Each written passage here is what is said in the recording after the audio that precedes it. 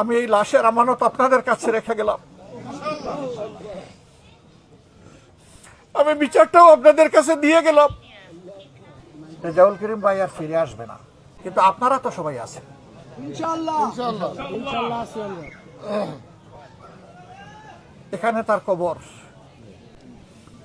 আমি এই লাশের আমানত আপনাদের কাছে রেখে গেলাম। আমি বিচারটাও আপনাদের কাছে দিয়ে গেলাম।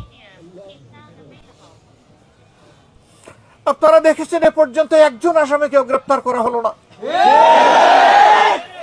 স্পষ্ট দুবালকে আমার সহকর্মীটা খুন হলো, কে করলো সেগুলা অলরেডি ভিডিও ফুটেজে চলে গেছে সবার কাছে।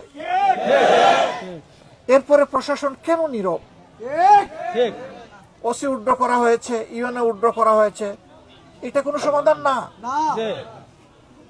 আমরা চাই যে অতি সত্বর এখানে প্রজাতন্ত্রের দায়িত্বশীল জিম্মাদার লোক হিসাবে ইউএনও এবং ওসি পাঠানো হোক, যে কোনো দলবাজি করবে না। আমরা কারো কোনো আনুকূল্য চাই না। আমরা শুধু এতটুকু চাই যে প্রজাতন্ত্রের কর্মচারীরা যার যার জায়গায় তারা অত্যন্ত নিষ্ঠা এবং নিরপেক্ষতার সাথে দায়িত্ব পালন করবেন। আমরা দীর্ঘদিন আমাদের অধিকার থেকে বঞ্চিত ছিলাম, মজলুম ছিলাম, সারা জাতি, শুধু জামাতে ইসলামী না, জামাত একটু বেশি ছিল, এর সাক্ষী আপনারা, কিন্তু সারা জাতিই তো আমরা মজলুম ছিলাম। সেই জুলুমের হাত থেকে এখন আমরা একটু আলোর পথ দেখছি। সেই সময়টা যদি এই ধরনের অবস্থা শুরু হয়ে যায়, তাহলে আগামীর ভবিষ্যৎটা কি? যারা নিজেদের মধ্যে মারামারি করে নিজের মানুষ খুন করেন, আবার আমাদের লোক খুন করা শুরু করেছেন, তারা জাতিকে কি বার্তা দিচ্ছেন? তারা এই বার্তাই তো দিচ্ছেন যে আগামীতে তারা যদি